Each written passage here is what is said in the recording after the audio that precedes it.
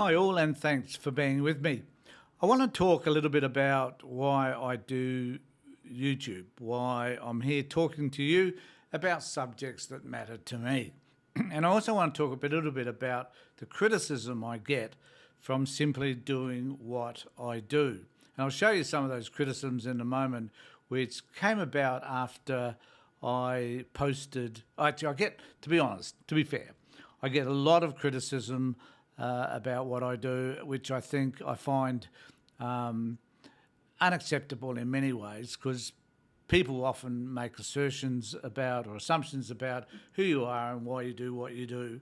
The reality is I'm a retired social worker who simply has used this forum to talk about social issues in particular, which I think are important. That is the sole and only reason why I do this. I don't have enough subscribers to earn any money from it. As nice as that would be to pay off thousands of dollars I spent on setting up my studio and everything else, it would be nice to be able to receive something. But I don't worry about that. It's not important to me. What is important is that I use this facility, this means of communication, to communicate to you about the issues that are important. And also, I want to push back against the crap that we hear from the right wing in particular. And I want to be able to say things that are meaningful to me and hopefully to some of you are meaningful to you as well.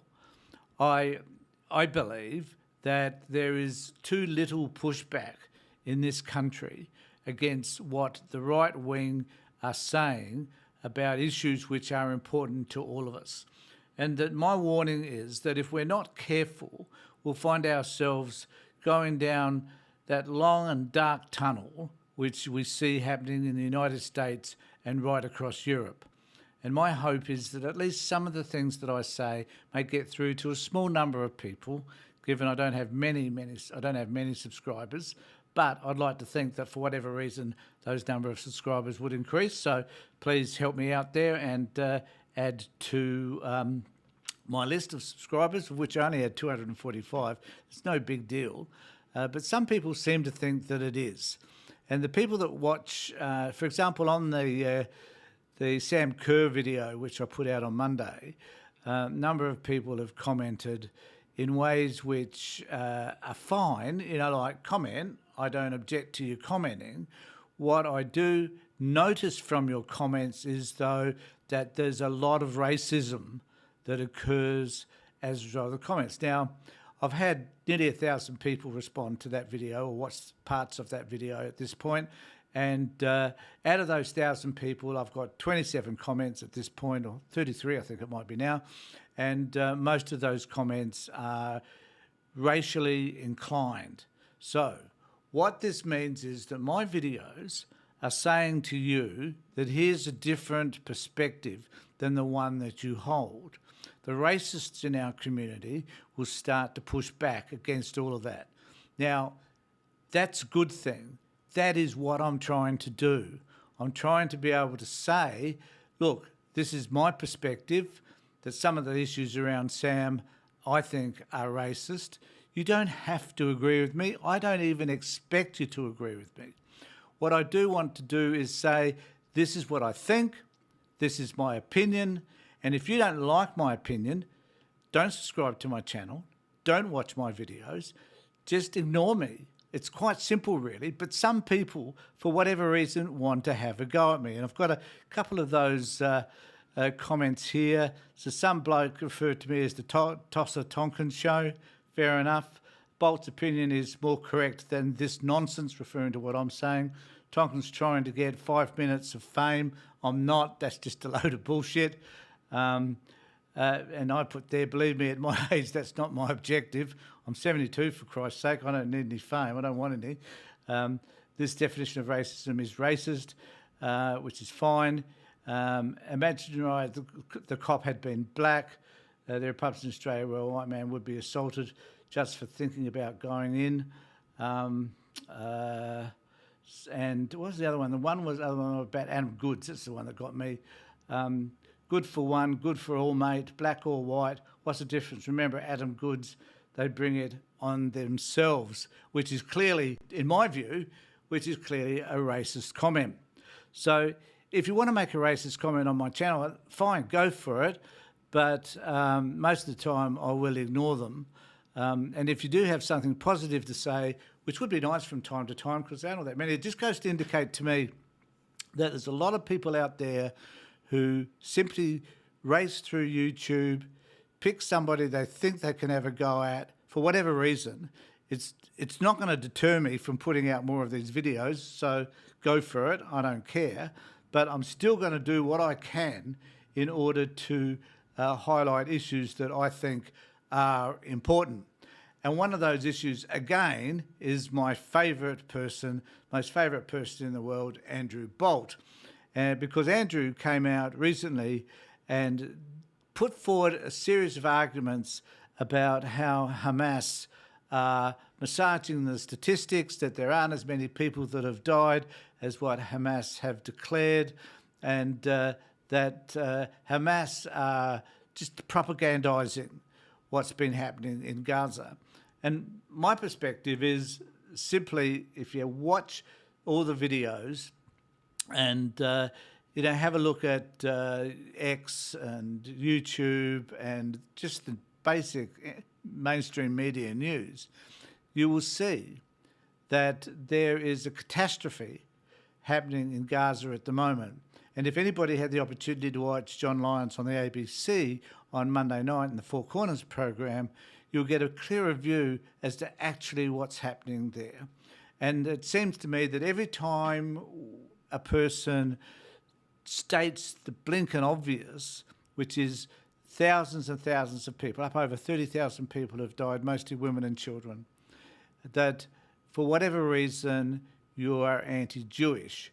No. The reality is I'm anti-genocide, and I'm certainly anti the Israeli Defence Force, who have perpetrated these atrocities. I'm also anti-America for supplying the bombs. I'm also anti-Penny Wong for not having reinstated the UNRWA funding. So there's lots of things that I could see that certainly need to be changed, and we all should be horrified at actually is what's happening in Gaza. And if you're not horrified, if you think it is okay to destroy a population, as Israel is attempting to do, then there's simply something wrong with you. And I put that proposition forward in relation to Andrew Bolt, because in my view, there's something wrong with him. And I'll just play a little bit of this clip, and I hope that from this clip you'll see what I mean. When will journalists learn not to trust any figures, any allegations, any claims coming out of Gaza, whether from Hamas or the terrorist group that runs the place, whether from the health ministry in Gaza, which Hamas actually runs? I mean, seriously. Or from their sources, other journalists in Gaza who are often either on the take or too terrified to say. Or even ABC journalists who most people respect, such as John Lyons. Why aren't we accepting what he has to say? And why wouldn't we, when we see the aerial photographs in particular of what's happening in Gaza, why wouldn't we simply see them as being not a distortion? You know, like if you've got a whole space, the town's wiped out, not one house, not one building remains the same, that it's just been a blanket bombing of that area of Gaza. Why isn't it that we can't look at that and simply say that there's something wrong with all of that? But from Andrew Bolt's perspective, who is as distorted as they come, he just can't seem to see it. Say something that Hamas will not like. When will people learn? Well, I'm going to give you a warning. I'm going to give you a couple of examples before I get to the latest one. You know, Israel's bombed another food truck. Oh, shocking. Yeah, and it should be shocking. And you great dick, should be shocked as well, I hasten to add.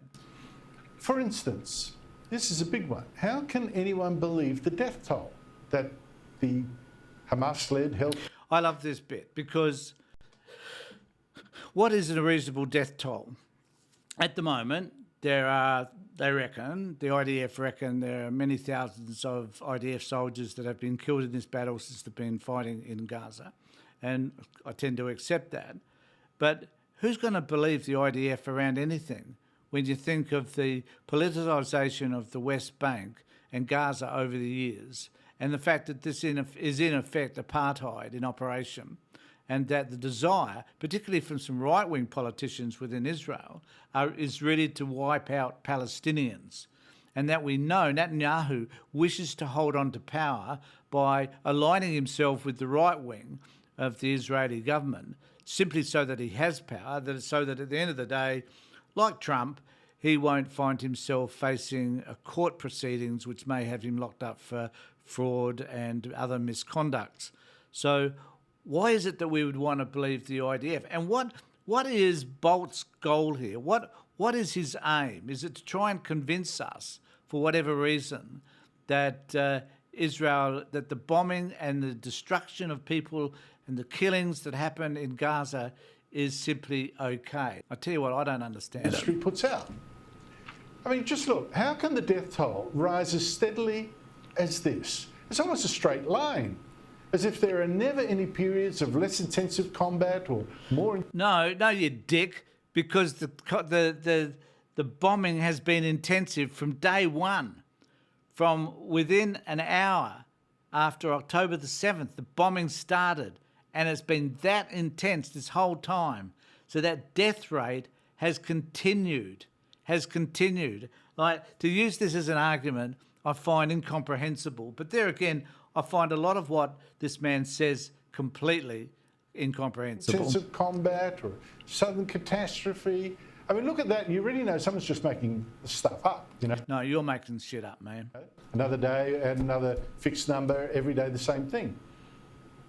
And how come so very many of these dead are supposedly women and children? More. The reason why there's so many women and children is they do have a large. This has been documented prior to this conflict, is that there, for varying reasons, are a lot of kids in this area. Now, I don't know whether that is about. I don't know whether it's about socioeconomic reasons or whether it's just about the type of culture within that population.